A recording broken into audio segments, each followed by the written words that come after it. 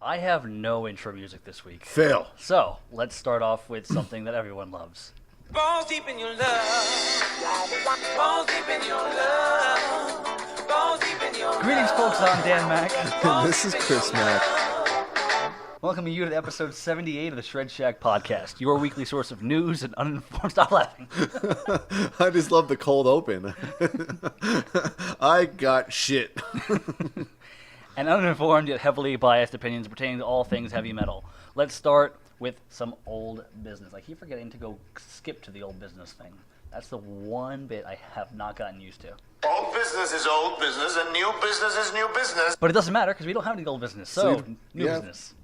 And this is new business, and we do not discuss new business until next quarter. I'm just winning today, so. Yeah, you're just not even prepared. I'm all You sorts had of false. 2 weeks, and you're just awful. Yeah, well, you know what? Nice. I know, right? Okay, so as always with new business, we start talking about new releases. I think we've got something here. Yes, because the day before I left on July 1st, so June 30th, Stone Sour released Hydrograd, their new album, and it is awesome. We played some of the stuff on the radio show on Wednesday. I actually re-listened to some of the radio show, specifically the parts where you play the Texas stuff. Of course. The parts that I'm involved in, I care about. Well, that was the funniest thing is like when you chimed in there when Zero the Hero was on, and we're just like, way to join in, buddy. He's like, we've been listening to this, and we're just like, oh, here's a badass over here. Now, when you guys first started giving me grief about not listening in, I actually turned it on. But then I started playing a game with Andrew, so it was like on in the background. So I didn't hear anything you guys said because, chances are it wasn't important. Yeah, of course. No, of course not. Which means that I also missed the ending of it until I saw the video of the... the punishment? Yes, yeah. Which was great. Yeah. And there's also the gift I'm going to give to you at the... that needs to happen. I wanted to say thank you for giving me the thumbs up for my point system for the WWE predictions thing. Oh yes, I always thought that was great. Yeah, it makes a whole lot of sense. Yeah, it adds a lot more fun to it. So. I mean, of course, Pat didn't like it because he was the first loser. So, in the argument that we're having right now, I made up a new motto, which is basically I may not always win, but I never lose. Anyway, the Stone Sour album is actually really good. I mean, they haven't really deviated from their formula too much. I mean, they're just a really awesome hard rock band. Mm-hmm. It's always good to see Corey Taylor singing and not just screaming at you like he does in Slipknot. So I was a big fan of the album. So I haven't listened to the whole thing like intently, like with headphones on and whatnot. So I have to go back and probably do that in the gym this week. Okay. And I also listened to another record by a band called Ether. And it is it's called There Is Nothing Left for Me Here, and they are a doom metal band from Florida. Why does that sound familiar? I'm not really sure. Sounds familiar. We might have talked about them before, but their influences range from Black Sabbath, I Hate God, Crowbar, Type O Negative, Pink Floyd, Neurosis, and other things. And they pretty much wear their influences on their sleeve. And the one thing I found really interesting on this is that they have their traditional guitar, bass, drums, and vocals, but then they also have a violin player in there.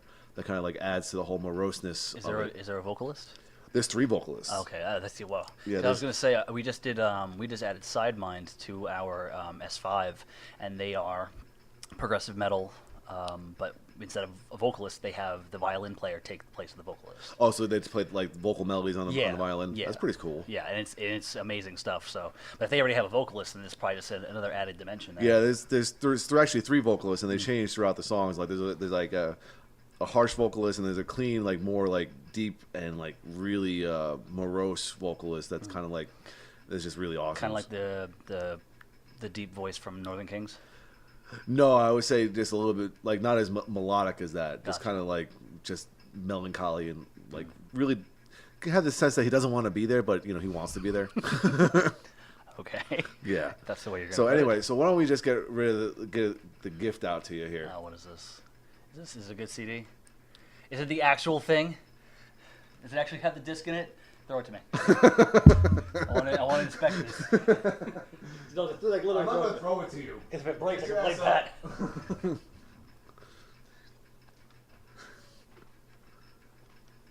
This has gone well. Pat was just like waiting for you to just go. No, because I still have to bring it home and make sure it's correct. And listen to it, make sure it's all good. Because if it's wrong, sending something back to New York. I don't know. That's a very open threat. I'll come up with something. Just you wait. But yeah, I'm gonna have to listen to this and. Well, tell everybody what it is because they can't see it.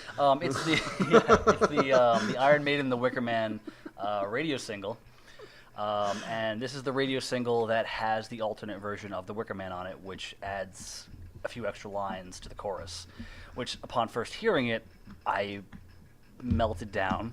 I had an existential crisis. I cried a couple of times. Fell on the floor. Try not to cry. Continued to cry. The next day, security kicked me out. But I was just so mad because this version is actually, I feel, is significantly better. And Pat told me once that he had a single for it. He sent me the blank case with no disc inside. Was that on purpose? Or was that like totally? No, he actually he legitimately lost the disc, or it wasn't even like he just had the case and it opened up and went, "Oh, there's no disc. Fuck." But when he started his new job, I guess he texted me to tell me that he found this sitting around. So let's listen to it and make sure it's legit. Pat, because oh man. You're going to wish you were the loser tonight in predictions if this is not the real deal. Punk ass. Yeah, that's right. Oh, my gosh. But before we go on to what else we've been listening to this week, I actually have a new release. I don't know what? I don't know when it came out, so I can't really... I'm going to say it came out in June because it's the crowdfunded album that we listened to on the way to the airport. Gotcha. I think it came out pretty much in June. Like, they started selling it in stores, and then they started shipping it out in mid-June. It's the album from Dysfunction. I mentioned this months ago. They were doing a Kickstarter to fund the creation of their first album. They had just hit their Kickstarter, so they got $500 out of 500. They just made it. And what they ended up with was an album called The New Plague, which is... It's only technically 7 tracks, 6 songs total, but it is over half an hour, so it's longer than a Slayer album, so I'll give it points right there. I fucking love it. It's really, really good. I'm trying to sit there and like pinpoint what I can relate it to. Rust in Peace era Megadeth to Cryptic Writings era Megadeth. Take that, cross it with Sabbath. That's how it sounds musically, because they have a lot of great riffs in there. The first actual track on there is Last One Out, I believe it's called. And a lot of these tracks were up on their YouTube channel beforehand as demos. These are re-recorded versions of it all. And I kind of wish I'd give this one more listen before getting into this, but it sounds like once it kicks in, it kind of just sounds like Lemmy's singing for Black Sabbath. Like they're more upbeat stuff. Because the singer has a voice that's kind of that grit between Phil Anselmo's non-screaming voice and Lemmy's regular thing, his whiskey-soaked voice. But a lot of great grooves on here. The production quality, it was only $500 for their Kickstarter. The production quality is pretty goddamn good. Nice.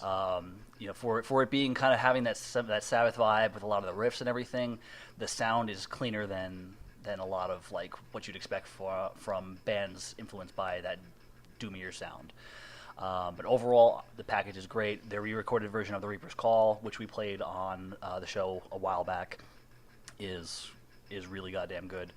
So yeah, definitely no complaints. I'm very happy that I contributed to this because it's a phenomenal product. Did you get a physical copy? I got a physical copy. When you put in for the Kickstarter, the original prize was you get copy of the original EP and a copy of the new album. Since they ran out of copies of the original EP, they're just going to give 2 copies of the album. Oh, nice. So the one I have now, I'm going to give to you when they send a signed copy. Sweet. So, but yeah, I'm sure they're waiting for our answer as far as what we thought of it. Here's my thoughts. It's great. Guys, keep on keeping on. So what else were we listening to in the past 2 weeks since we haven't been here for 2 weeks? Well, the past week I was in New York, so really not much of anything except for what we played on the radio show. just imagining like that I can't think of the style of it, like that Italian guitar that you hear like in like Lady and the Tramp and whatnot. Like I'm just imagining like that's all you listen to all week. No stereotype. Yeah, I was gonna say the line is not that much of a stereotype. No, definitely not. No, not that much. No. Anyway, so really the same old stuff. Just trying to break the cycle of the same 5 albums I've been listening to occasionally here. So you can't listen to the radio there because you pretty much have the same exact things up there as you do down here. Yeah, so. pretty much. Yep. So what about you? Okay. So aside from all the sporadic stuff that I did and listening to Dysfunction, I mentioned to you before I took you to the airport that all of last week was a Overkill marathon. Right. Like I started, I think I have a total of 10 of their albums, and I just started from Bloodletting and just let it play alphabetically. I got about more than halfway through.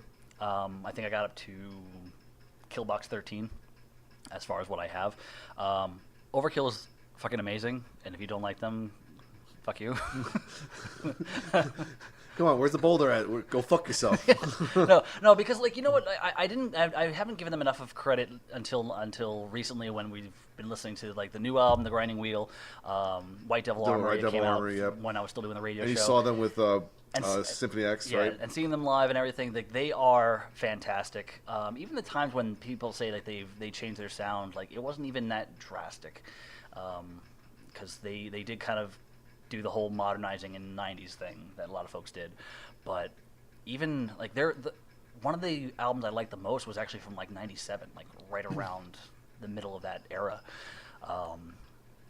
But they are a fantastic band. Bobby Blitz sounds amazing at all times. It's funny because like apparently the earliest days he actually sang a little bit, so it's weird hearing like legitimate singing vibrato in between all of his like growling and well, not growling, but you know his audio sneering. call it that. But yeah, Overkill's fucking fantastic. And like I was sitting there going through it and like listening to the CDs. And I was like, yeah, I got a lot of Overkill to listen to. Holy shit, I have like less than half the albums because they have 18 albums. Yeah. And I was like, fuck, I don't have that kind of money right now. I'll go buy Testament instead. Because at least I can get those for $15. So yeah, that was pretty much it as far as what I can recall, because that's been it. I listened to By Fist because I was preparing their interview, which I'll get to later. Let's go on to some general news, which starts off with Frontiers Records, because why not? Dan's favorite record label here. I have no problem with them. I know. Well, especially with this one, because Frontiers Music has signed a handful of American metal musicians to collaborate on a new musical project. The songs that will comprise the first album are being composed by guitarist Chris Caffrey and vocalist Tim Ripper Owens, our favorite guy. Your favorite guy. Completing the lineup is in the rhythm section is bassist Steve DiGirio from Testament, Death, Sebastian Bach, and Charred Walls of the Damned, and drummer Mark Zonder of Fates Warning and Warlord. That's going to be interesting. Yeah, it's going to be fun. I'm looking forward to that one. Just look forward to the following Christmas for Ripper to be kicked out. Sorry, Ripper. All right. According to TMZ, Nikki Sixx is in talks with American Idol about joining the judges panel. The producers of the singing competition show and ABC want him as the third judge on the rebooted program, which will be hosted by Ryan Seacrest again. ABC has already locked in Katy Perry as one of the new Idol judges, with Lionel Richie also said to be in talks to join the show. Oh my God, easy like Sunday morning. Yes. I think it's him there that they're looking for. Hello. I got it.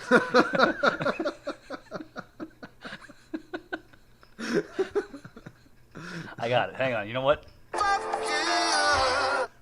Mine was better. Oh, hold on. Wait. I'm gonna need this clip again. Start off the next clip. Start off the next thing. Gene Simmons has co-written 2 songs for Ace Frehley's next solo album.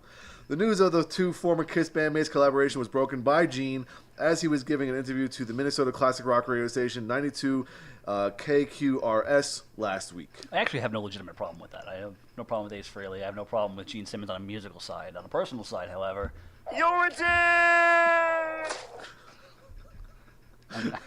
and that's what I have to say about that. Oh, nice.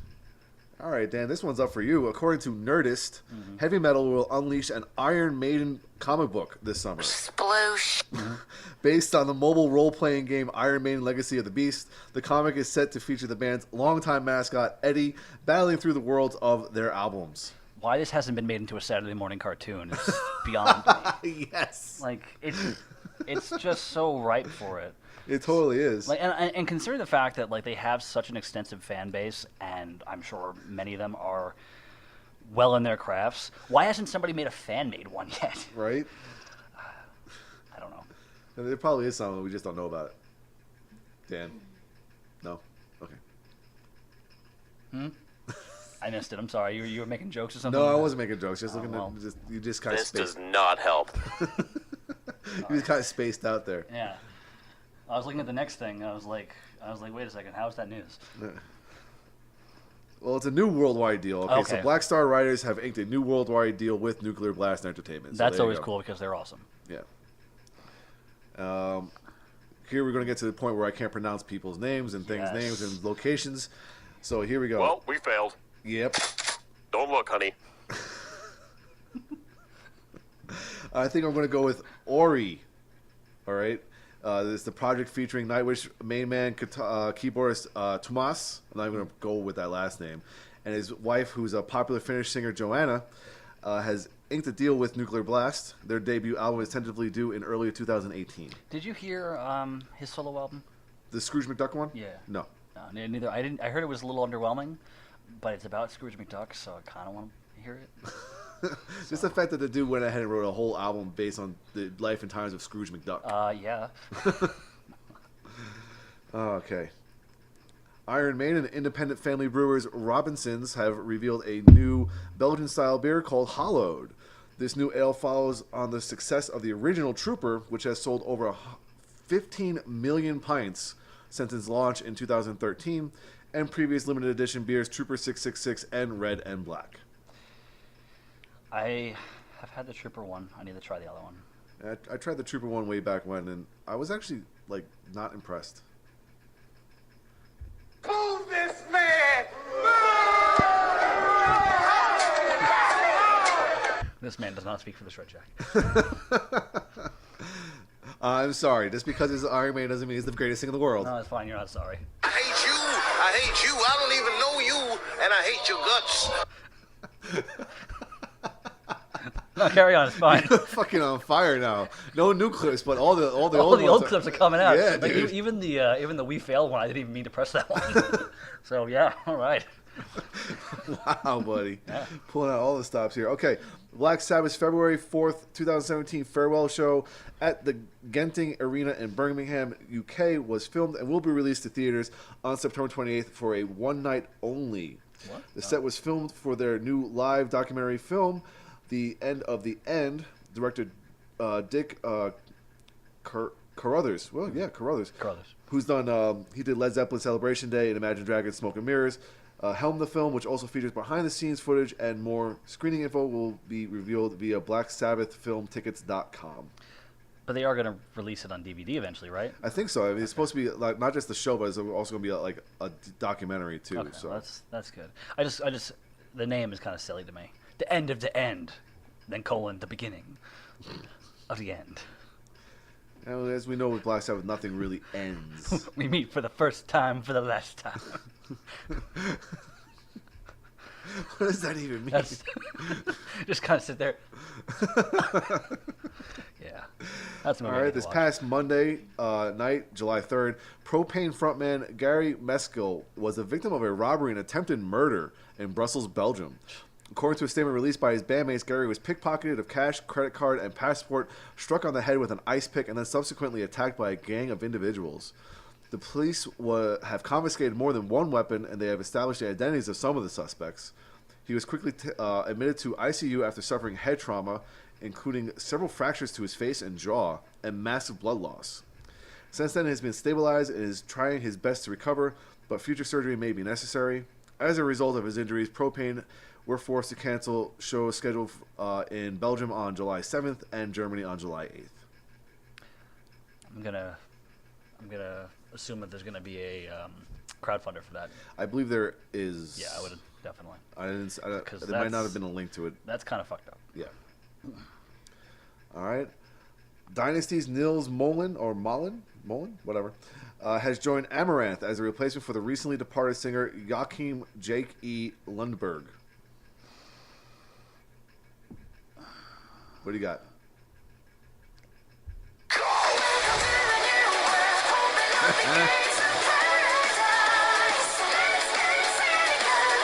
And in all fairness, that was their last shining moment. Their last album sucked. Was it bad? I listened to it and I think I was kind of mixed to it, and then I heard the song that they were pushing as their single, and I was like, "You have fucked up. You have fucked up." All right. The Obliviscaris are currently holding auditions for a new bassist following the firing of Brendan Brown earlier this year amid some domestic violence issues. Yeah, that'll do it. That sounds fine. I'm okay with that. Go home, buddy. If you know what, don't go home, because that's where you domestically abuse people. Go somewhere else. You need to stop talking. I'm just saying. All right, that's it for general news. So let's go on to the recording news. Okay. Oh, I'm liking some of the names I'm seeing here since they're all capitalized because you copy and paste everything. Yes, I copy and paste everything. Okay, on July 7th, the Sign Records reissued the entire TID discography on CD, digital. I fucked up. Discography on CD, digital, and limited edition vinyl formats in North America. The albums were previously available only in Europe, and the only reason this band is even in the news right now is because TID includes Martin Persner, who played in Ghost for 7 years under the name Omega, and who recently revealed himself to be a member of the band. Blah blah blah blah blah. So capitalizing on that revelation. Pretty much. Yes, that's right. Reissue the tits. On the next thing. TID. Is it an acronym or is it just TID? It is TID. TID. Okay. All right. Jag Panzer will release their new album, The Deviant Chord, on September 29th via SPV Steamhammer. I thought Steamhammer wasn't a thing anymore. But that's exciting because Jag Panzer is awesome, and it seems like every other month, we just hear a little bit about them. Like, oh, they broke up. Oh, they reunited. Oh, they're making an album. Yeah. So I'm excited because they're. That's his excited noise. That's my excited noise. But can we hear that again? No, I'll cut it from the podcast. I'll put it onto the clips going forward. Yes. But for right now, you get. Shit, bitch. But Jag Panzer is one that I would like to see live because they are kind of synonymous with Iced Earth as being American metal. Yeah. Like American power. American power metal. Yeah. All right. Saxon will release the Solid Book of Rock. Jesus fucking Christ with these names. On August 4th. The set comprises 14 discs in total. Not only all 9 of Saxon's studio albums from 1991 to 2009, but 8 bonus tracks and 2 bonus CDs, which include classics re-recorded, originally issued with the initial pressing of Killing Ground, and Lionheart, rough studio mix, originally issued on the 2006 limited edition.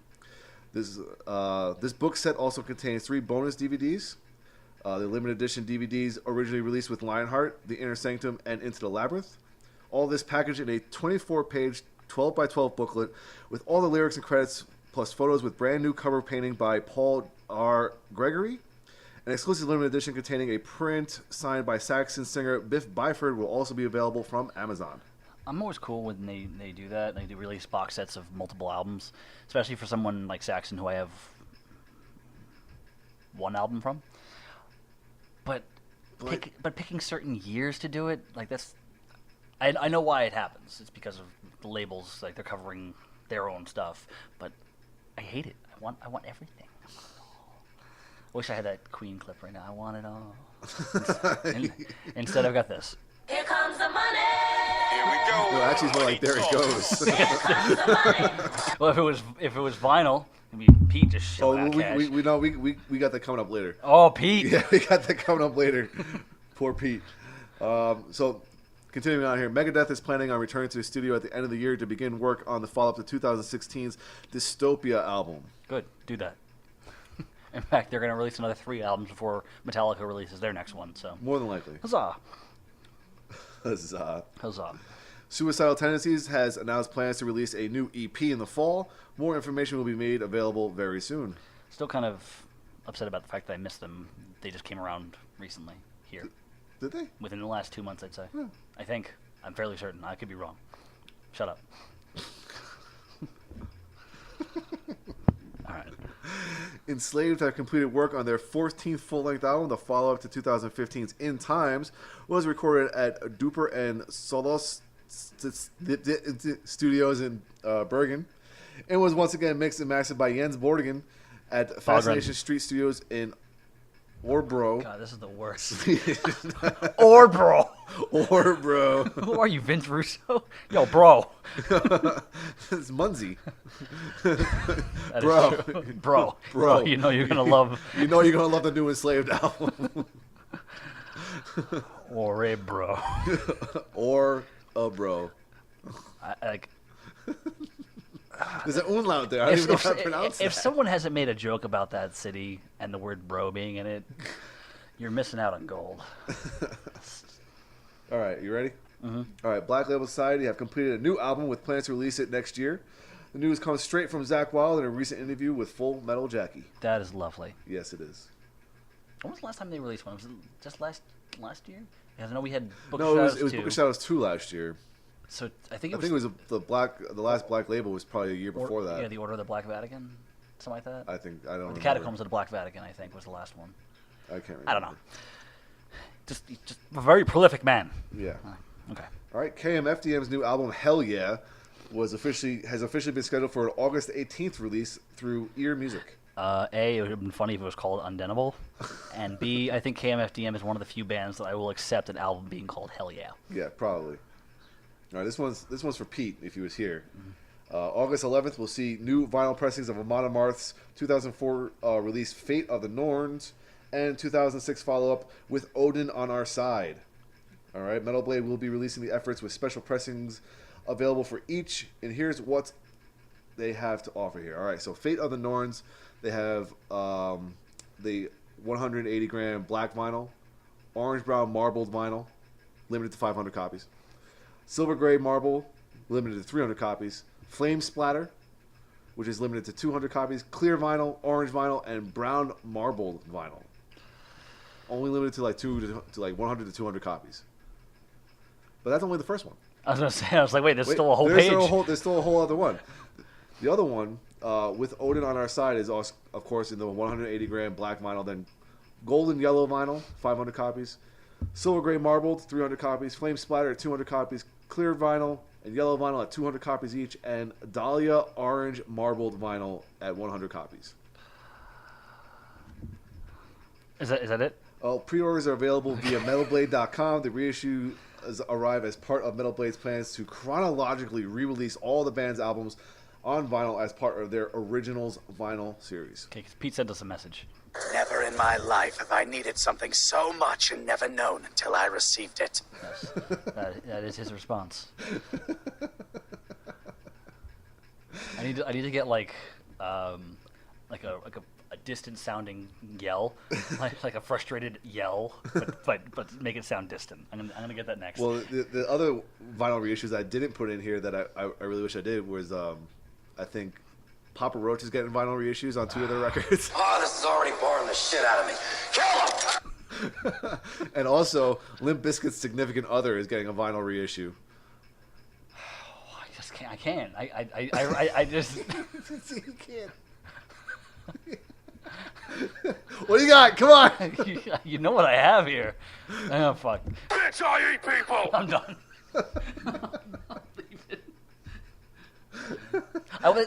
I wasn't expecting you to say that. Like, of all the things you could have just told me, it wasn't that. You're welcome. Made your day. You sack of shit. Moving on here, Soften the Glare, which features Mudvayne bassist Ryan Martini among their ranks, have set an official September 1st release date for their debut album, Making Faces. That's that jazz fusion band that he's part of, which is actually really awesome. Okay, that's cool. I'm okay with that, and he sounds like he's ready for jazz fusion. Yeah, I mean, he was actually the most talented part of that band. Yeah. Suck it, hell yeah. Untenable. Seven Dust has inked a deal with Rise Records. The band is tentatively scheduled to enter the studio in November with producer Michael Elvis Baschetti, who's done work with Alter Bridge and Slash, to begin working on the follow-up to 2015's Kill the Fall album for a spring 2018 release. And speaking of Rise... Oh no! All of this chism! That's exciting because they're an awesome band, so... Anytime Seven Dust is in the studio is exciting as hell, so yeah. There's a lot of cleanup involved.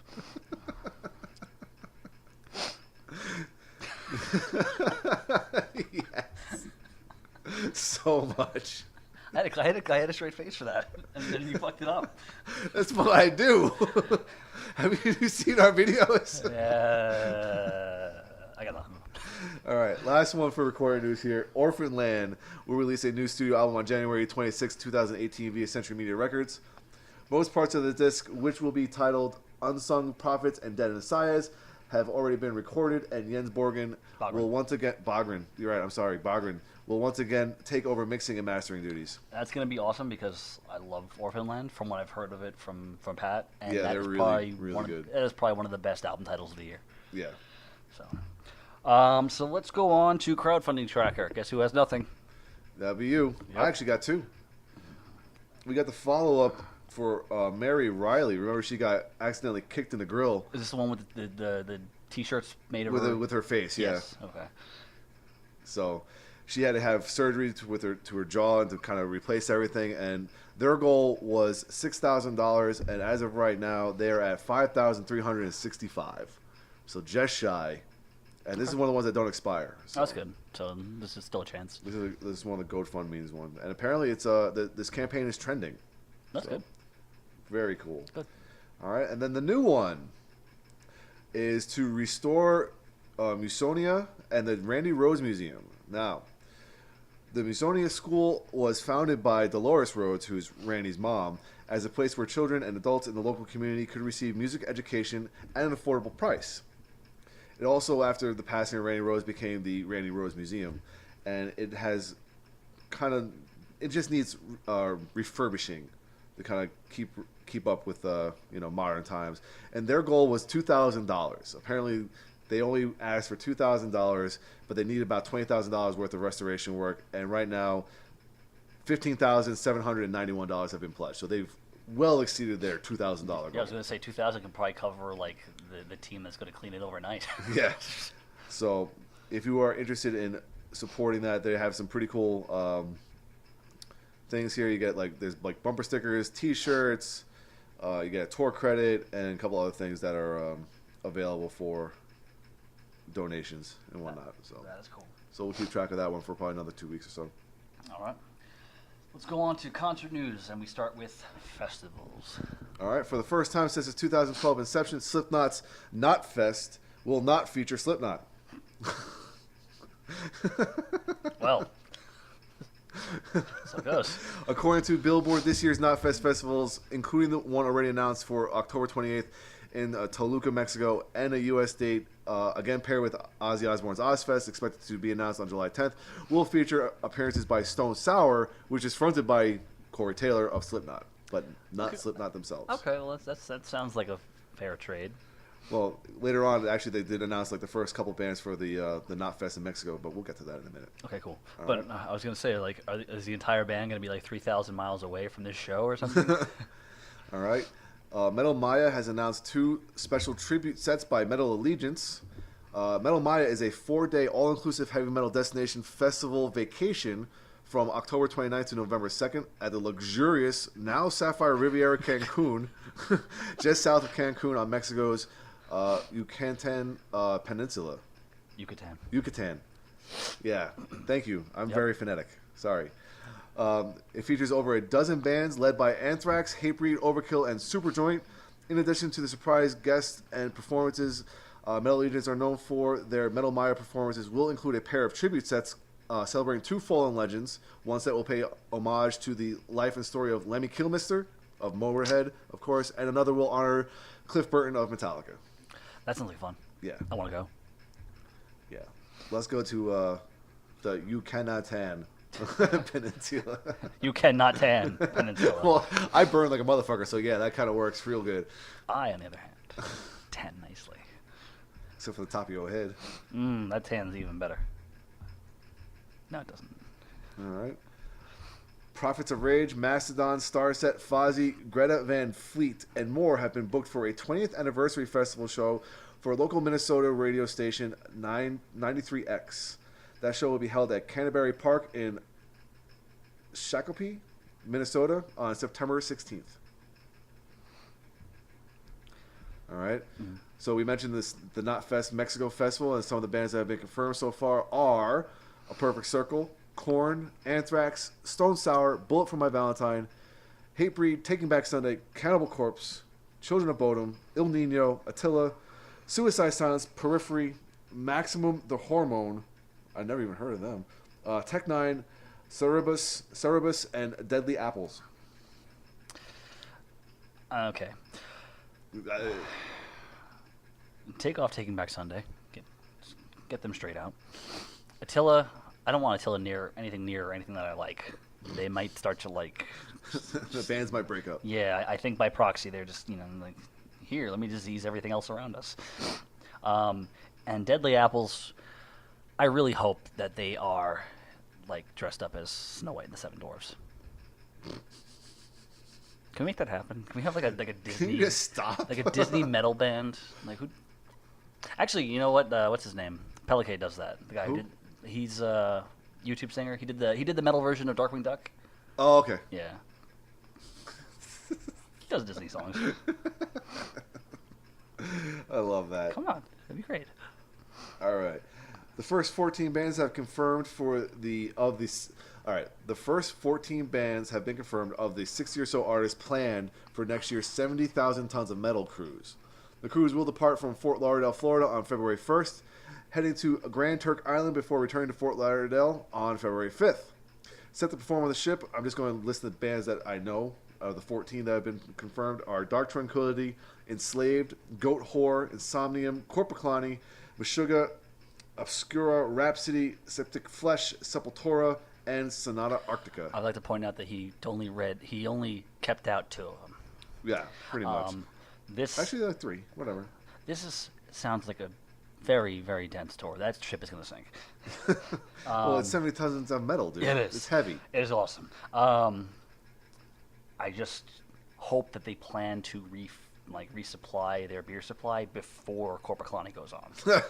So, I really want to go on this cruise one day, though. Like, I think that a lot of those cruises sound really fun. When There's a couple of different ones. When I can just pull out my wallet, my Iron Maiden wallet, pull out some Brave New World bucks, start shilling them out. Of course, I'm sitting there shilling them out the laptop trying to buy tickets. Like, why isn't this working? But I really do like once things get more settled professionally. I think I want to like just say fuck it and do that. Just not tell Lindsay, just go. He's asking for divorce. I mean, like, in all fairness, I mentioned it on the podcast. You should be listening to the podcast. I gave you a heads up. Gave the world a heads up. How come nobody told you? Everybody else knew. All right. Hey, let's go on to some touring news. All right. So that guy who told us that he wasn't going to tour anymore, that guy Danzig. Yeah, exactly, him. He will hit the road with Corrosion Conformity before the band's appearance at Riot Fest on September 16th in Chicago, Illinois, where they will play their groundbreaking album, Danzig 3, How the Gods Kill, live from start to finish. Okay, 2 things. Did they give it tour dates yet? Yes, not here. It's a very short tour. It's like 6 dates. And you fail. I kind of wish, though, that they were playing the second album, because I think the second album's better. But that's just me. It wasn't groundbreaking. I will break all the ground. Okay, you know what? Come on, what do you got? I got nothing. Oh, careful, honey. Here's a knife. What? No, I There don't. you go. That's the best I got. All right. I'm waiting for your hate one. No, I'm saving that because I'm gonna need it somewhere. Like we're talking about the Rolling Stone Top 100. I need that clip to like not break on me. It deletes itself because it was overused. Okay. All right. This fall, Cattle Decapitation will headline the North American Extinction Tour Part 2 in Human Beings. I don't know why the tour needs such a long name, but Support will come from Revocation, Full of Hell, and Artificial Brain. There is a San Antonio date for this one, November 17th at the Rock Box. That might be a thing. That might be. I just want to see Revocation. I know. I figured you'd want to see Revocation. I want to see Revocation. That might be a thing, though. That's. And the cattle decapitation. Yes. Yeah. Them I'm not as familiar with. But... What are you laughing at? There's nothing funny yet. I'm touching myself tonight. Now it's funny. Well, I didn't even miss what they said. Oh, it was Deadpool touching himself. Oh. All right, so we on to the next one. All right. Devil Driver will return to the road this August and September on a headline tour featuring special guests 36 Crazy Fists, Kane Hill, Uncured, and Tetris? I don't know what the fuck. Tetrarch. Okay, whatever he said. The trek starts August 18th in San Jose, California, and wraps up September 22nd in Lubbock, Texas. No San Antonio date. Wasn't disappointed. I mean, yeah, I'm going to say I'm not that disappointed because Devil Driver, I'm not crazy about them, although they don't suck like Cold Chamber did half the time. Yeah. But 36 Crazy Fists, I feel like I've heard that name for the last 2 decades. You have. Like, they were on Ozfest way back when, like for a long time ago. everyone was on Ozfest way back when. Also, Before they all, fell out of relevance in 2005. Including Ozzy. Let's go on to one-offs. All right. Exodus was rejoined by their former singer Rob Dukes this past week on July 8th in San Francisco, California.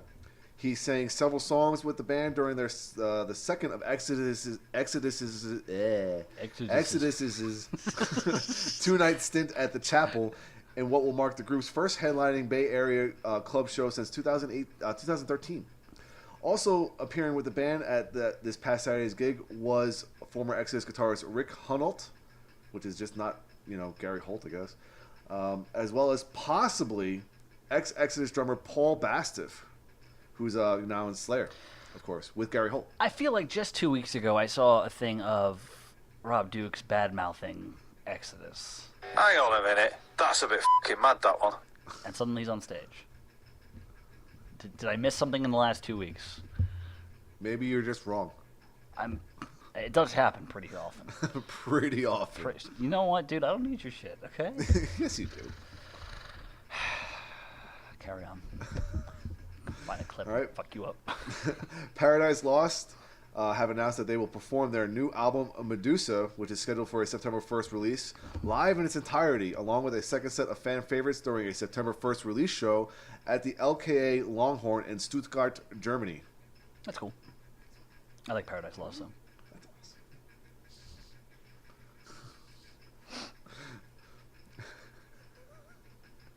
All right. Mastodon will headline a benefit show for suicide prevention nonprofit Hope for the Day at the Metro in Chicago, Illinois on September 9th. 100% of the proceeds from the performance will be donated to the charity. The show will also see the pre-release of a new batch of Mastodon's Crack the Sky beer. The Russian Imperial Coffee Stout boasts a hefty 11% ABV. Yeah, there you go. And takes its name from the band's 2009 album, which was awesome. Everyone seems to have a beer nowadays. I gotta catch up on this stuff. Of course, everyone releases beers after I quit drinking. It's terrible. Yeah, yeah. Yeah, way to go. It's like, yeah, well, it sucks to be you, douchebag. I didn't say that, but you implied it. But now that you mentioned it, go on. You got nothing? I got all the things. I'm just waiting. I'm just carrying on. I can't insult you every time. Why not? Because it's just too easy. I know. All right. You good? Yeah, I'm good. Okay. So what are we doing? We're going on to heavy metal in the charts now. Okay. Heavy metal in the charts. All right. And we are not going through them bit by bit again. We are actually pulling out the important parts. I'm actually going to go through the hard rock albums bit by bit just because I just want you to react. You're such a menace. But first, noteworthy points. Metal Insider took to compiling the top-selling metal hard rock albums of 2017 thus far. All right, among the top sellers are Metallica, Hardwired to Self-Destruct, with 487,000 copies sold, which is pretty awesome. Linkin Park with their new shit, just trash. You dumb bastard. Yep. Metallica's Black Album was at number 3. Incubus's new album, the number 8, was at number 4. Sorry. All right, followed by Metallica's Injustice for All at number 5. Metallica's Master of Puppets at number 6. Mastodon with their new record Emperor of Sand at number 7. Metallica Ride the Lightning at number 8. Guns N' Roses Greatest Hits at number 9. And Nickelback Feed the Machine at number 10. Objection! You dumb bastard. No, just There's no. actually there's more to it if you want to know what the top 22 one were after Nickelback. If you're interested. I think you can stop. If you're interested. Are you interested? No, I don't want to hear the rest of it. Are you sure? Because I have it here. It's ready. All right, tell me the rest of it. Okay. After Nickelback was Disturbed Immortalized. Oh, okay, stop. Just stop. All right, no. Here we go. No. After Disturbed was AC/DC Back in Black. Okay, that's fine. Then Linkin Park Hyper Theory. The new one from Seether. Beastie Boys License to Ill. That's not a metal. Oh, Remember? metal hard rock. Okay. Yes. Okay, because the next one you're going to be pissed at too. Because right after Beastie Boys was Nirvana I'm Nevermind. confused. Am I being pranked? Because I don't do jokes. After Nevermind, you still with me here? I'm trying not to be. Metallica's Kill 'Em All. Pretty much their entire discography's up there. Yeah, pretty much. All right. AFI self-titled is up there after Metallica. Then Guns N' Roses Appetite for Destruction. I Prevail. I don't know.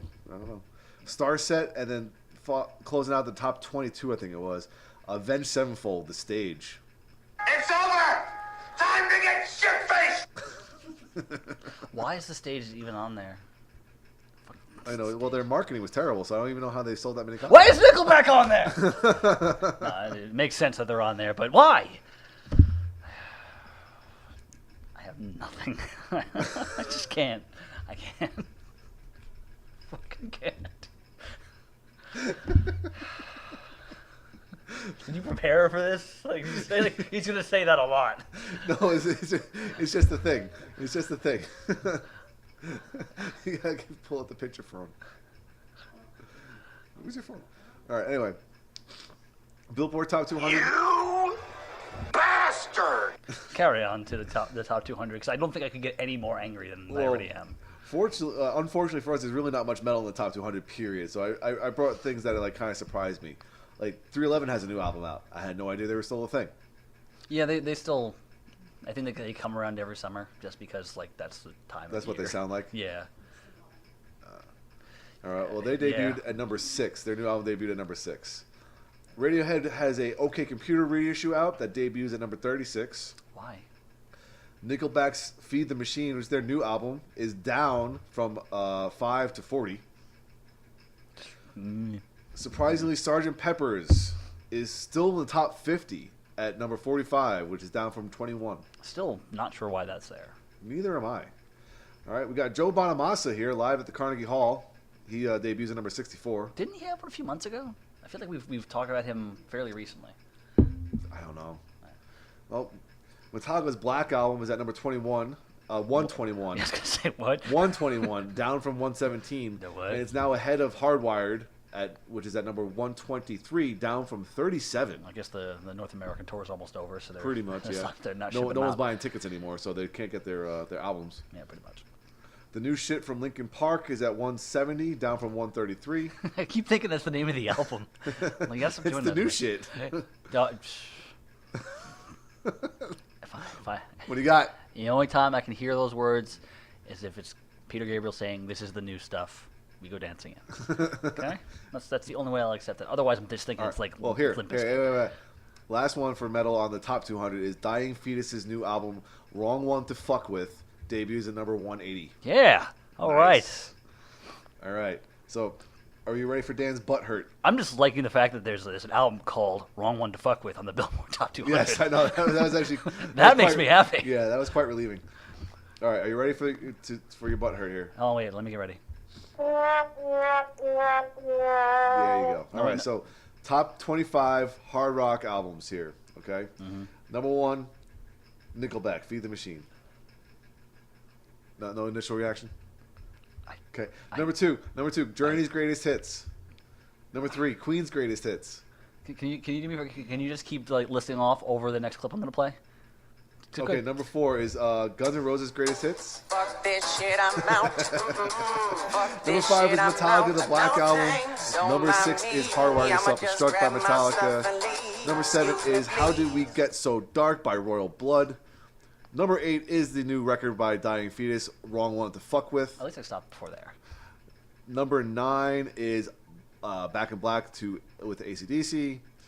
Foo Fighters' Greatest Hits at number 10. The new one from Municipal Waste, Slime and Punishment, is debuting at number 11. Yeah, that makes me happy. Led Zeppelin Mothership is at 12. Hybrid Theory by Linkin Park is at 13. Aerosmith's Greatest Hits, 14. The Wrong Side of Heaven, The Righteous Side of Hell, Volume 1. Five Finger Death Punch is holding strong at number 15. The new album from Goat Whore, Vengeful Ascension, is at number 16. Master of Puppets at number 17. Rise Against album Wolves is at number 18. Another Nickelback record is at number 19. What? Wait, which one? All the Right Reasons. Get the fuck out of here. The new shit from Papa Roach is at number 20. Disturbed Immortalized is at number 21. Bon Jovi, Slippery When Wet. I am totally okay with that, actually.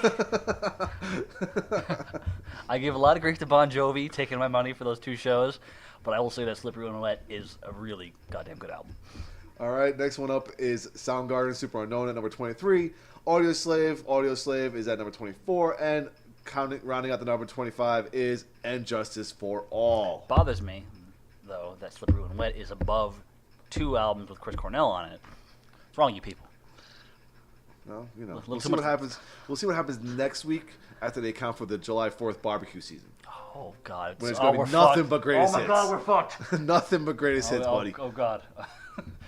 Oh, I think I have something for this. Let me find it real quick. Oh, yeah, here we go. That's it, lads. We're fucked. We're done.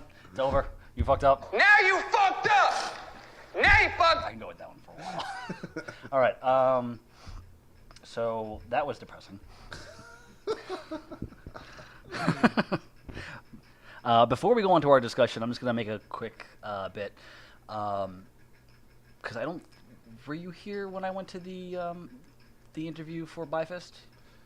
I was here, but you mentioned it to me as you were driving me to the airport. Well, folks can expect a interview video for Bifest. The guys drove me to Austin to their practice space. I got to watch their entire set that they then played in Houston a few days later within the confines of the practice space. The band is awesome. They sounded awesome, despite the fact that the guitar players, the lead guitar player's rig pretty much died right when we set up. So we had to fix that. But it was awesome. Look forward to the interview video, hopefully sometime in the next 3 days. I thought you were about to say 3 weeks. No, well, maybe. I don't know.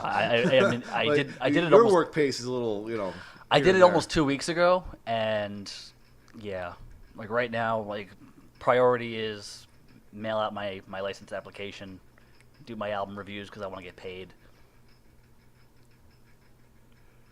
Profit. So, blank, then profit. Underpants, know it. All right. So let's go on to the discussion, which we were having a argument before about why we don't look at these things early.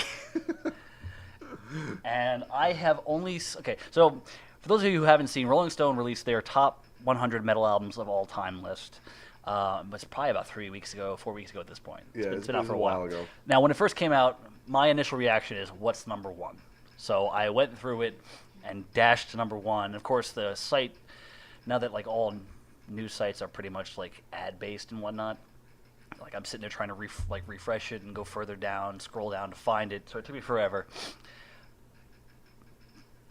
And that's pretty much most of what I saw. I saw a couple of random spots. I don't remember which bands were at which places, but I remember seeing some surprises there. So it's going to be a pretty interesting list. But for this week, we're going from 100 to 51.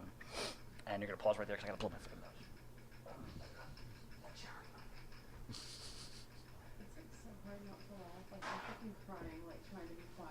You don't have to be quiet. You can just laugh. No, but I felt like that's just more like shit he's gonna have to edit or like a random shit in the background. Fuck that. No, it's just trying to make you consider it, but it's really fucking hard. Come on. When you said that one show, he was like, that could be a thing. I was like, yeah, it is a thing. He just said it. That's all I can think now. We're just making fun of you. Because like when he read that one show and you were like, like, yeah, that could be a thing. And I was like, it is a thing. He just read it. He could be making it up. But the whole I can't thing, like, I'll have to tell you the whole story about it later. It's not you. Yeah, I know.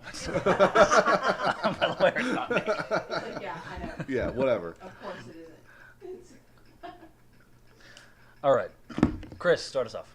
All right, so number 100 is Avenged Sevenfold, City of Evil. All right, we're done. I think it's time to go. Let's just wrap. This is the fact that I actually made it to the top 100 is like, what? Show's over. I'm actually really hungry, so. I actually forgot to play this clip before we started. My goodness, is it moany shouty time again already? You know what you should do? Actually, read 100 to 91. We'll do them in 10. Okay.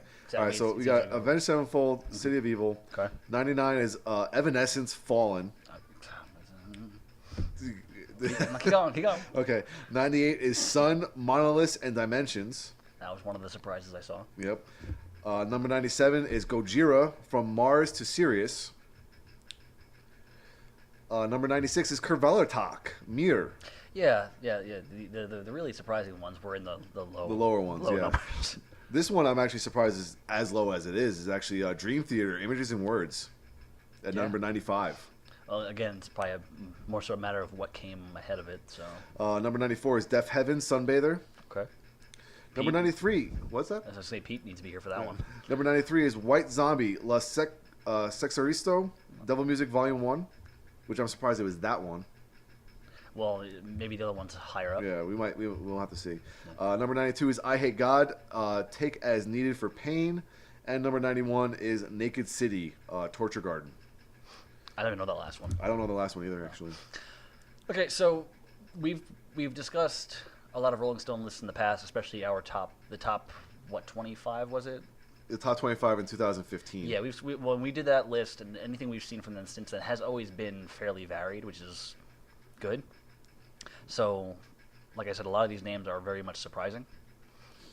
It's good that they get some sort of general mainstream recognition, but I can't say much more about the funny thing is that like some of the bands that we're mentioning here, like Gojira and Kervelertak, like I heard like the last 3 records. So this is like stuff that's earlier, like the Kervelertak records from 2013 before I got into them, and the Gojira albums from 2005. So this is well kind of before I like, got to them.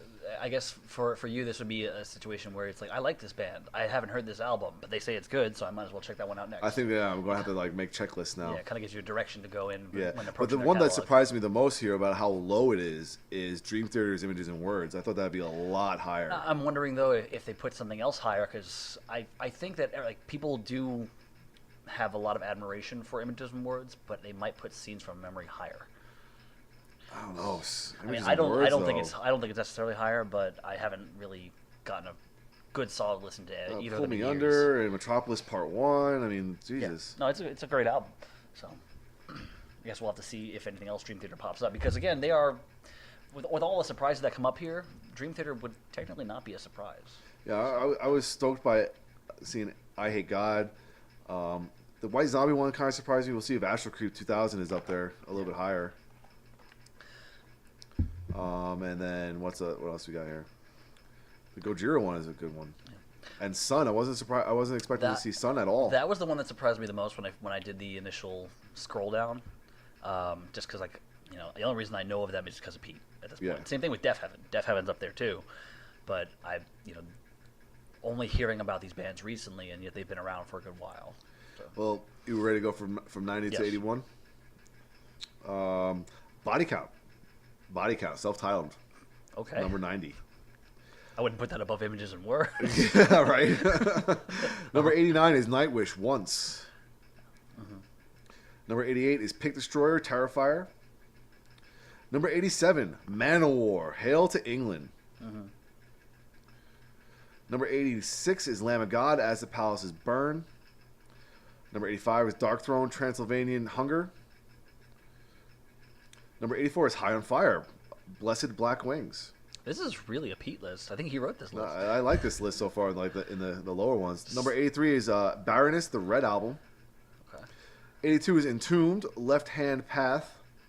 And number 81 is Bathory, Under the Sign of the Black Mark. Yeah, I'm convinced that Pete wrote this list. Yeah, I actually like that. I like that list from like 90 up to 81. That's pretty damn good. Yeah, that's pretty solid. Again, some stuff you wouldn't expect up there, but in the grand scheme of metal, like they had to be there. Yep, especially like bands like Darkthrone, because that's like seminal black metal, and Lamb of God is like the opening of the new wave of American heavy metal. Especially because it came out in 2003, so like right after nu metal like died. Oh, it was in its dying days. Yeah. So, I like that part of the list right there. Yeah. Let's see here. Okay, now we're getting into number 80 is Ministry, Psalm 69. Number 79 is At the Gates. Not surprising there. That's Slaughter of the Soul. Oh yeah, I'm sorry, Slaughter of the Soul. Yeah. Number 78 is Voivod, Dimensions, Hitris. Okay. Number 77 is Meshuggah, Destroy, Erase, Improve. Number 76, Twisted Sister, Stay Hungry. It is a good album. Number 75 is Morbid Angel, Covenant. 74 is Venom, Welcome to Hell. Really? Number 73 is Scorpions, Blackout. Okay. 72 is Isis, Oceanic. Yeah, I guess that's the word. And number 71 is Living Color, Vivid. Wow. That one's a little bit more mixed, that last group of 10, because you have like some like classic stuff like Living Color and what's it called? Twisted Sister mixed in there with some newer stuff, and Scorpions. The Venom album surprised me. I figured they'd go with black metal. Well, they might go on with that later. Yeah, it's true. Because like I'm hearing some of these now, and I'm like, wait a minute, like, what about this one? Yeah. So, so far they haven't repeated any bands, but no. I saw a preview of the top 50, and there's a lot of repeats up there. Yeah, which again is expected. Like the fact that they're covering a lot of these bands, at least at all on this list, is if this was like a top 50 list, it would have been like very predictable. But throwing these guys in there, showing the back end, it's a little bit more interesting. So. Yeah, because number 70 is Death. Their album Human. Yeah, Pete definitely wrote this list. Yeah. Well, 69, the surprising one here. Sorry. Soundgarden, Louder Than Love. Yeah, that's. I would. Yeah, I think that's the one I don't have from them. So. Here's the one I really enjoyed. The fact that they put this on the list at all. 68, Marilyn Manson, Portrait of an American Family. Again, still my favorite Manson album. Again, not really surprising overall. Well, maybe in the higher numbers they might have like Antichrist Superstar or something like that. But I'm just happy to have this record on there because it really is his best work as far as I'm concerned. Yeah. 67 is Queensryche, Operation Mindcrime. Yeah. All right. 66 is Deftones, White Pony. Okay, I will say real quick. It has nothing to do with the Deftones, even though that was very conveniently timed. If Operation Mindcrime is not the only one on the album on this list, I'm gonna be very upset because Operation Mindcrime technically is their best album. I think so too. So if it gets beaten out by Empire, I'm gonna be mad. I don't think so. I'll be mad. I don't think so. But number 65 is Angel Dust by Faith No More. Yeah. Yeah. Which is funny because when we went to go see them live, when I got down here, and Midlife Crisis was the more well-received song live over Epic, that was kind of a shocker for me. Because like that, and Angel Dust is the album. I think it's because Epic is just so overplayed. Maybe that, but also I think just I guess there's over time there's been more of an appreciation of Angel Dust because it is their best work. So. And Midlife Crisis is like one of my favorite songs. Yeah, it's a fantastic song. But that's the album where they before they still had kind of like that the rock edge, but before they went off the deep end into the weird shit. So. Before Mike Patton really took the reins. Well, I think it was a little bit of everybody because I think the bass player and the keyboard player are the guys who are really. They write the tunes. I think they're like the big say in the band. All right, number 64 is Godflesh with Street Cleaner. Number 63 is Sodom, Agent Orange. Number 62 is Sleep, Jerusalem.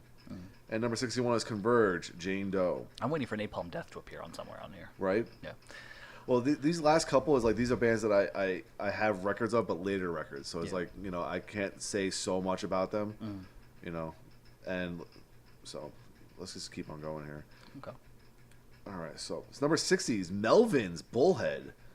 I never would have thought of them as a metal band. No, I wouldn't have either, but I don't know. Well, here's your Napalm Death, buddy. From Enslavement to Obliteration. Yeah, buddy. From 1988. I love that one. Yeah. All right, number 58. Love this fucking record. Life of Agony, River Runs Red. Love that record. Number 57 is Emperor, Anthems of the Welkin at Dusk. I had that album once. Did you really? They had a sale on Century Media. I didn't keep them, unfortunately. I should have. Yeah, or given it to me. Number 56, The Dillinger Escape Plan, Calculating Infinity. That's you, so. Number 55, Opeth, Blackwater Park. Mm-hmm. Absolutely. Number 54 is Helmet, Meantime. Number 53 is Typo Negative, Bloody Kisses. Now, personally, I hope that October Rust is higher on the list. Number 52 is Def Leppard with Paranoia. Pyromania, sorry. Pyromania. I can't read. I can see you itching for buttons. I like the album. I can't argue with it, so. All right. Well, we're going to close out here with Carcass Heartwork at number 51. Carcass is awesome, so. I was trying to remember, because I know there was a point where Carcass went into a different... What the fuck just happened to my computer? Carcass went into like a different sound, but I was trying to remember if it was that song or the one after it. That album or the one after it. I think it was the one after it. So yeah, the first 50 that we just looked at, it does seem to just be, let's look at all the best metal bands out there, pick the best album, throw it on there.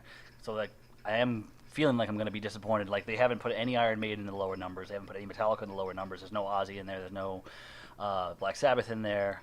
Megadeth's not in there yet. I'm just looking ahead a little bit. So why are you doing that? Because she got me curious. We might as well just continue the list. Yeah, might as well. Let's finish it now. Yeah, because we're there. It's available. All right, so I'm gonna have to go back now. Okay, it's terrible. Oh my god, dude! Seriously. All right.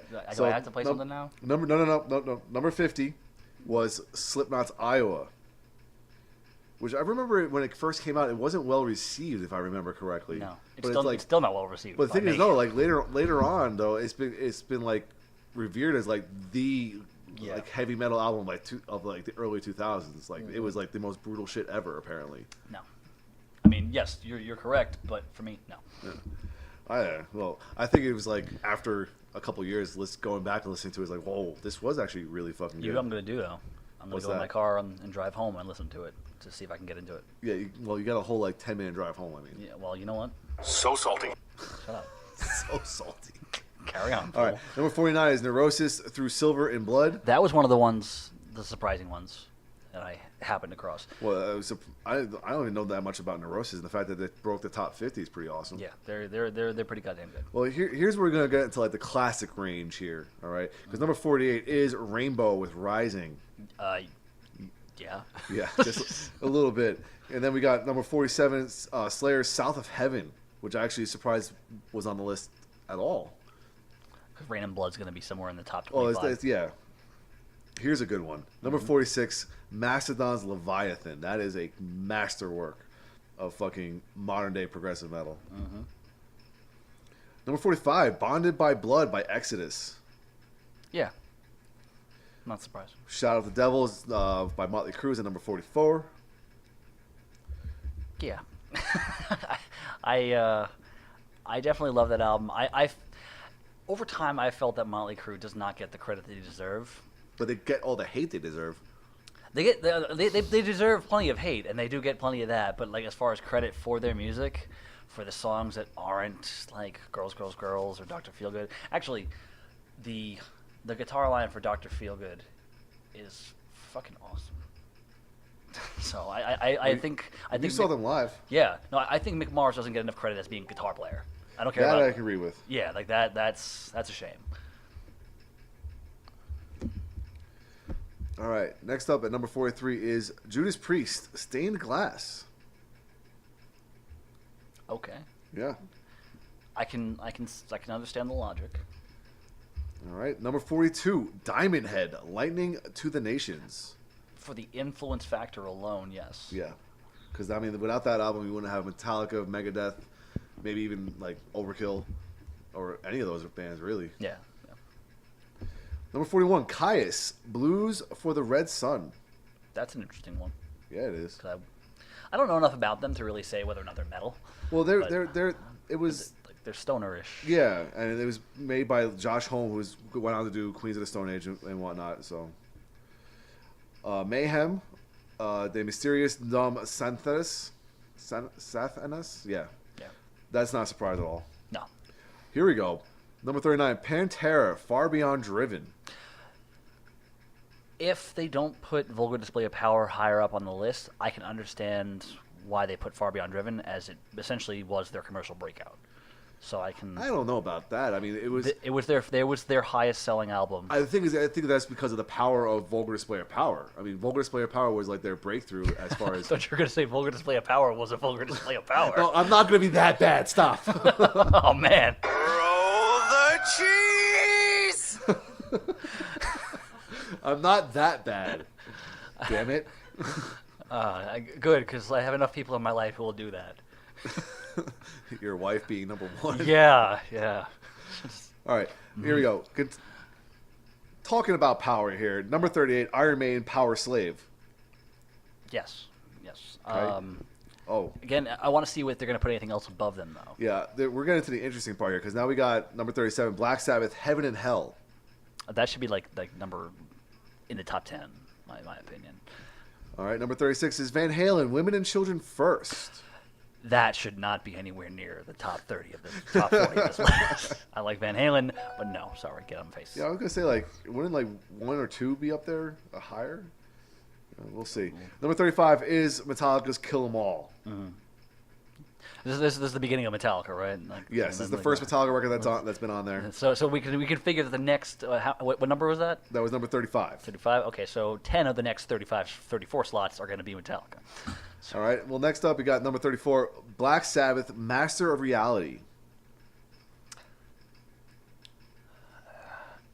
Keep going. 33 is Megadeth, Countdown to Extinction. Okay. Oh my God, really? Number 32, above Masters of Reality, is Black Sabbath, Sabotage. Yes, I would definitely say that. Really? I love Master of Reality. I adore Sabotage. Really? Yeah. I think for a while when I got the box set, that was the album I listened to on repeat. It's so good. For me, Black Sabbath's always been Volume 4. That's the one I don't really like that much. I love that record. I don't want to say I don't like it that much. It's just I haven't given it much attention. It's like Never Say Die, Technical Ecstasy, and then Volume 4. that's the oh my the God. level of attention I've given it. So all right. Well, number 31 is Slayer, Seasons in the Abyss. See, there you go. But it's again they've picked the 2 slow albums, which means Rain and Blood has to come up soon. Yeah. Season in the Abyss, I love that record. It's a good record, yeah. Yeah, that's a really good one. All right. Number 30, the self-titled Korn album. Get the fuck out. That belongs way lower. Damn it. And you failed. There you go. Get out of here. Number 29, Sepultura, KSAD. Yeah, definitely. I wouldn't be surprised if Roots shows up, even though... I don't know. I mean, I think if Roots was going to show up, it would have shown up already. I don't know, honestly. I mean, if Chaos AD is the only one up there, I'm glad because that is a significantly better album, although Arise was better. I think Chaos AD is where they kind of hit their stride musically and commercially. Well, not commercially because Roots was still on. Yeah. Yeah, it was kind of like the vulgar display of power. It was a vulgar display of power. It was a vulgar display of power. I mean, that display of power is just vulgar. Are we done now? Can we stop? Yeah, we can All keep right, number 28. Number 28, Celtic Frost with Morbid Tales. Oh, I need that album back. Do I have that album? You have so many, you don't even know what you have. Well, because Celtic Frost, their stuff doesn't turn up used very often, and so I think 1 or 2 times that I've tried to buy it from Amazon, they're like, oh, by the way, we're out of stock. Then why just offer it for sale? Well, we got some awesome. The next 2 are awesome, modern day classics in the top 30 here. Mm-hmm. Number 27 is System of a Down, Toxicity, and number 26, Alice in Chains, Dirt. Honestly, Toxicity is lower on my list for them overall. Well, I think that's like the perfect representation of what System of a Down is that album. Yeah, but it's just my own personal which thing. one would you pick? Mesmerize or Hypnotize? I preferred Mesmerize. If you're talking about putting out the 4 studio albums, not talking about Steal This Album, you're talking about from the bottom, Hypnotize, Toxicity, self-titled, Mesmerize. I think self-titled was better than Toxicity. So. All right. Well, Alice in Chains Dirt is number 26. Yeah, because they need to be up there. Yeah. All right. Number 25 is Metallica's Black Album. Yeah. You knew it was going to be there. Duh. Yeah. You knew it was going to be there. All right. Number 24, Rage Against the Machine, Rage Against the Machine. That's interesting that it's about the Black Album, but I think it probably more has to do with the impact that particular sound had at the time. What, 92? 92, yeah. Yeah. I mean, that was like the beginning of the whole like rap metal thing. You would think, besides like Anthrax and Chuck D, and Public Enemy and whatnot. Yeah. So. It was more of a full project that did it. Like very few were doing it at the time. So like you had your Biohazards and not very many others. Honestly, like them and Biohazard. All right. Number 23 is Danzig's self-titled record. Yeah, I like Danzig. Number 22 is Motley Crue's Too Fast for Love. All right, stop. Oh shit. Do I detect salt? Yes. Yes. I think generally speaking, Shout at the Devil was a better album. I can possibly see why people would pick Too Fast for Love, just for the fact that it was, it's a debut album from a very hungry band, still kind of finding their place. It's raw, it's a little rough around the edges. So I can see that being an alluring thing, but Shout at the Devil was pretty much them perfecting that to a point where, not even to a point where they kind of overdid it. They did it like as they needed to, and then they fucked it up the rest of the time. That's not true either. Are you done? I'm done. All right. Number 21, the third Metallica record here, and Justice for All. Like third Metallica record on I was going to say, I was like, Chris. On the chart here. Do we have to have a talk? Yes. All right. The third Metallica record on this list here is And Justice for All at 21. All right. The first Anthrax record on the list here is Among the Living at number 20. Yeah. Yeah. That's surprising. I mean, not surprising. All right. Number 19 is Rest in Peace by Megadeth. Okay. I can start guessing some of the rest of it. Here's one that might piss you off, Dan. Number 18, Anima by Tool. I need to just keep going. Just keep going. You sure? I keep going. You got nothing. Keep moving. All right, here's one to make up for it. Number 17, Merciful Fate, Melissa. Yeah. Well, if keep moving. Number 16, Dio, Holy Diver. Yes, of course. I think Last in Line, as a piece on its own, probably would have served better on the list. So, I mean, it had all like the bigger songs, of course. So Holy Diver is not surprisingly going to be on there, but I kind of wish that Last in Line was on there too somewhere.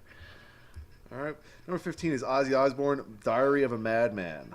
Yes, of course. Yes. Because I mean, I go on with the list because I know there's going to be another Ozzy album coming up. So. All right, well, number 14 is Black Sabbath Volume 4. That's my particular favorite, so I'm very happy that it's up there in the top 20. Yeah. Number 13 is the first Iron Maiden. Is the very first Iron Maiden record, Iron Maiden. And it's the second Iron Maiden on the list here. We have Power Slave first. Okay. Number 13. Okay. Number 12, Judas Priest, Screaming for Vengeance. Okay. After staying in class, I was like, what's going on here? Yeah. So what? No turbo. You're giving him the finger, by the way. Number 11. We're just gonna keep on with the Metallica trend here. Ride the Lightning is at number 11. Mm-hmm. The Vulgar Display of Power by Pantera is at number 10. The actual Vulgar Display. The Vulgar Display of Power. Okay, so that makes more sense now. The Far Beyond Driving being where it was is now more sensible. All right. The Blizzard of Oz by Ozzy Osbourne is at number 9. I have a problem with that. I do too. Yeah. I would have switched them. Yeah. I would have put Diary of a Madman Diary here of a at number Madman 9. definitely goes up higher. It's everyone knows Blizzard of Oz because of the endless amount of radio tracks on there. But also, I've heard people give the argument that the second half of the album doesn't even live up. It doesn't. It doesn't. I have a really big problem with the pacing of Blizzard of Oz. I like all the songs on there, but after Suicide Solution, I don't know if Revelation Mother Earth comes up after it immediately or it's like the second to last track. The album just kind of slows down. Yeah. Like after the Suicide Solution, like No Bone Crazy Movies. Train, and No Bone Movies is an okay song, but it's a throwaway track.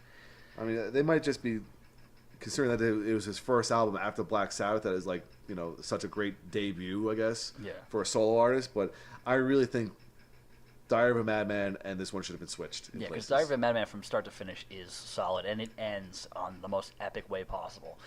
And it's a damn shame, of course, that Randy Rhoads had to pass away, if not just for the fact that he could have made some significantly more awesome music for Ozzy's career. Not that what came after wasn't good, but hearing that album, what could have been. You hear that album, you're like, oh man, what could have been next? Because they stepped up their game going into Diary of a Madman. All right, next up is number 8, Megadeth, Peace Sells, but Who's Buying? Not a surprise. Not a surprise. Number 7, Motorhead, No Remorse. Interesting that Motorhead has 20 plus albums. Only one appears on there, and it's all the way at the top. Ace of Spades. It's not Ace of Spades, and it's all the way at the top. Yep. That's interesting. Number 6, Slayer, Rain and Blood. Not a surprise. We were waiting for that one. Number 5, the debut from Black Sabbath, self-titled. Number 5. I got a problem with that. Do you? Yeah. I would put that one above Paranoid. Huh? So.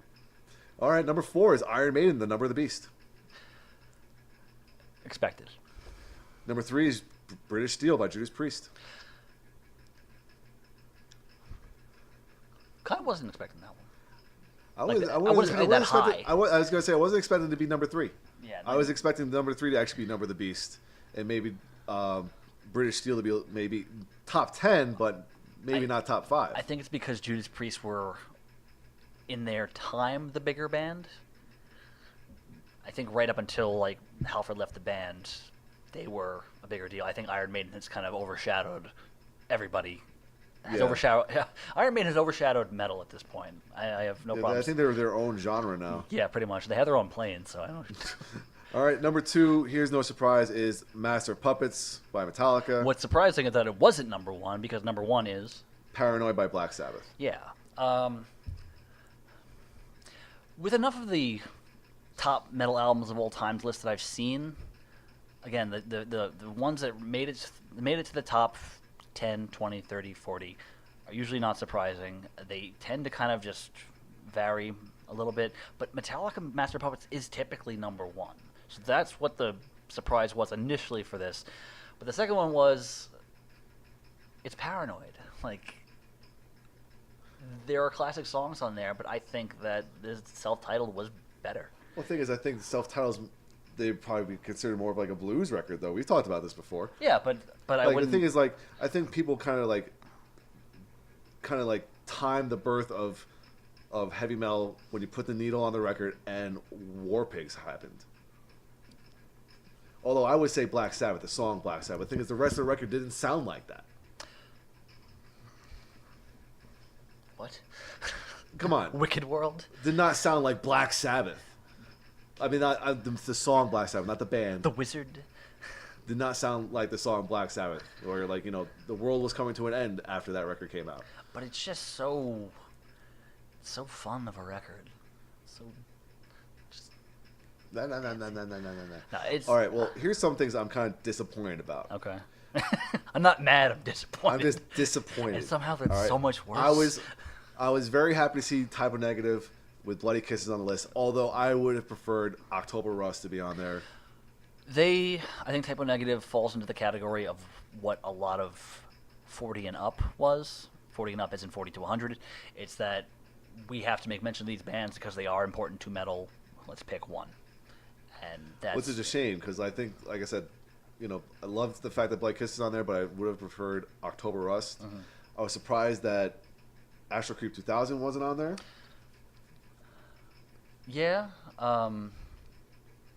Well, Yeah, I mean, I have nothing to really say to that because I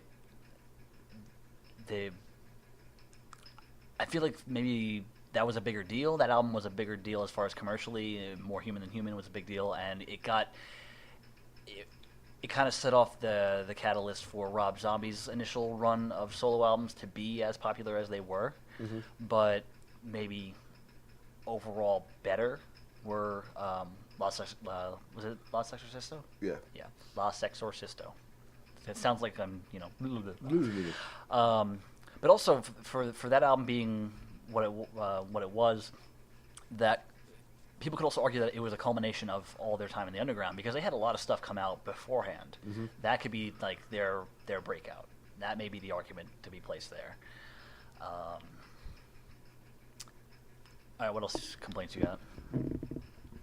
I was, there's probably going to be more like nitpicking personal stuff, but like I like the fact that Opeth is on there. Black Water Park, that's definitely one of their best albums. But I also would love to have seen that they got 2 spots Deliverance on there because that Deliverance is another like hallmark of their catalog there. Mm-hmm. So that was kind of a little disappointing. Yeah, I think I had the same. And I think you're right. I mean, they give all these the top bands have like 5 records on there each almost. Yeah. Considering Metallica, Maiden, Priest, and Black Sabbath, which comprises almost 25 of the spots to begin with. Yeah. So they have like 75 spots to kind of like mix and match. If they were to take the list and say let's rework it and take out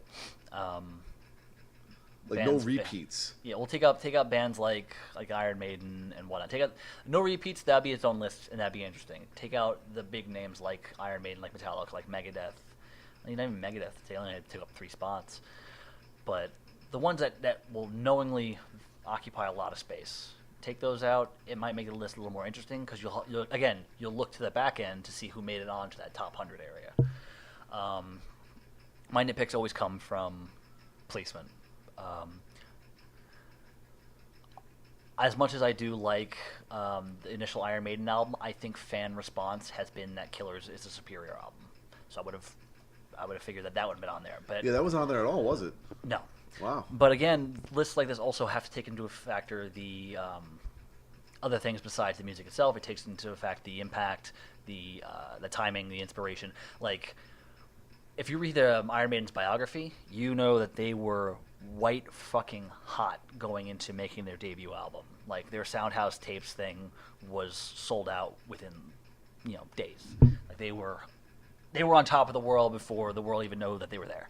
And I can understand why they would put the debut there in that case.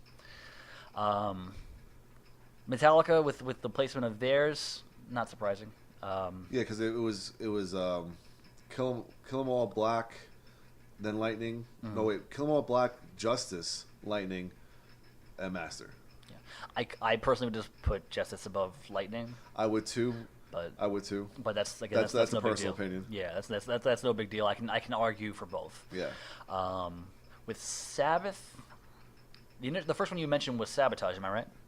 No, it was Heaven and Hell. Heaven and Hell. I don't count that one. I'm talking about like Ozzy stuff, but like Heaven and Hell again would have been top 10 in my list because start to finish that album is the best.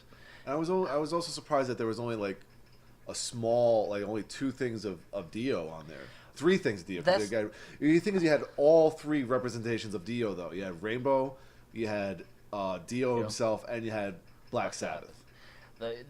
That's one of the gripes that I have, and it kind of goes with actually with Motorhead.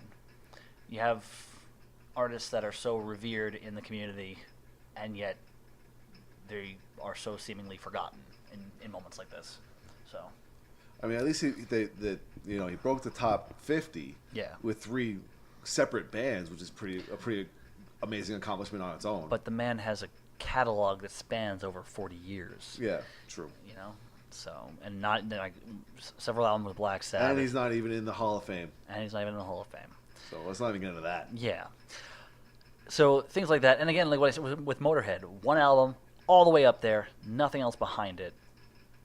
And when they, like you said, they have a plethora of other stuff. Like the fact that Ace of Spades isn't on the list at all. Yeah. Is weird. I mean, like that, like you would figure that would have been up there just because of the fact that a lot of the albums that have been picked are those more commercially successful ones. or the ones that like kind of had them rise to prominence, perhaps in the fans' eyes, not just in the commercial eye. But Motorhead's 20+ albums. So, what are you disappointed about? Like, what do you think is missing? More Dream Theater. Like you said, I'm sitting there thinking, like, man, there's like very small representation of progressive metal here. Although the highest representation would be considered Tool at number 18. You shut your whore mouth. I will cut you 10 times over. I mean, come on. I mean, you've listened to that album with me when we were playing the next Tetris endlessly. I mean, that's a great record. Take your hate for the Tool fans out of it. No, because I don't want to sit comfortably. All right, take the butt hurt from the Tool fans out of it, and you just know that it's an amazing record. It deserves to be on the list. But it's also one of those things that, like, again, everyone hypes it up so much. I don't see the hype. Like, I know it's good. I don't see the hype. So you're not a hype man? I'm not a hype man. I am not a Paul Heyman for Tool. So you got no love for the Tool? I like Tool. I like the band. I just when I hear people go gaga over them, I'm like, they're not that great. Like, they're good, they're not that great. I have friends who, like, when we play games, they talk about Tool, and I'm like, you motherfuckers. I will completely just burn this game down right now. I'm gonna burn this motherfucker to the ground. I will just stop blocking that goal, and we will lose, all because you won't stop talking about Tool. That's how petty I can be. Thank you. Yeah, that is also very true. You are a petty motherfucker. You know what? It's in all fairness. Okay. I'm looking at this. Just going backtracking through the list a little bit. I'm surprised that Van Halen only had one album on, and it was Women and Children First. You know, the one that, like, one of the ones that doesn't have Eruption on it. I would have put 5150 because Dreams is a great song. Hold for laughter. I thought it would have been like Van Halen 1 or 2. Yeah, but no. Or even 1984. Yeah. Like that's pushing it, but I can see it. I'm just trying to think of, like, anything else that I would have expected to be up there. Nothing from Accept made it on there. No. Only one Scorpions record. Which, yeah. I feel like Scorpions are, like, as big a rock band as they are. I think now they're a little more revered for their early days. Yeah. So. There's no other thrash metal bands. There's no Testament. Yeah. Well, the Exodus is on there, one right? Exodus song. No Overkill album. No Overkill. Mm-hmm. You know, Death Angel. No. Death Angel. I feel like, as much as I like them, I wouldn't have expected them to make the list. That would be a big surprise. A big surprise was also Diamond Head. I mean, like you said, it's probably for the influence factor alone. Yeah. I have a feeling like they're more popular than we know. You know, because I think I'm willing to. Well, they're still putting out records. Remember, they had one last year. Yeah, they came around here last year. So Evanescence at number 99. You didn't make any kind of reaction. Oh yeah, I was saving up for that one. Fuck that. Seriously, like, get that off the list and get any one of these other awesome female-fronted bands. You got Nightwish on there, like 9 steps up. There are so many better bands.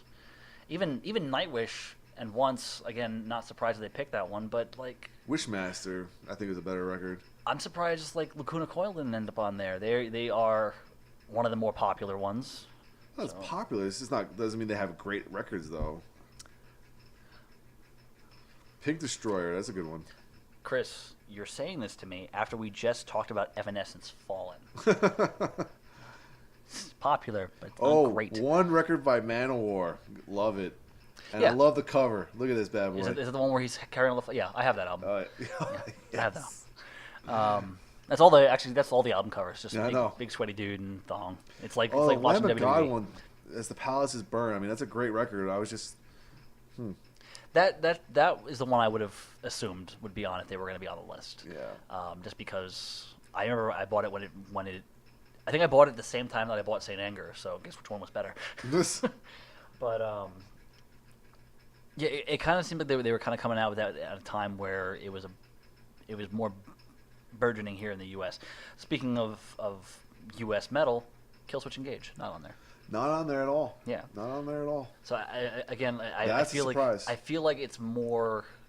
I'm really thinking that Rolling Stone put a lot more factors into it, like the timing and the impact, because I think Lamb of God, them having built up to that point, changing over from being Burn the Priest and getting to As the Palace is Burned, that was probably their rise was probably the first of many that followed. So I guess that's part of the reason why that's there. All right, so when Rolling Stone began picking the 100 greatest heavy metal albums, we set some ground rules here. All right. So what they did is, although the genre's late 60s and early 70s forebearers, not just giants like Cream, Zeppelin, and Deep Purple, but also less iconic, created some truly unruly metal moments, their LPs often made folksy, bluesy detours away from the maximalism marked by the genre later on. So we did the same with bands that specialize more in hypercharged rock and roll, like AC/DC and Guns N' Roses, but are missing the X factor that separates their music from metal.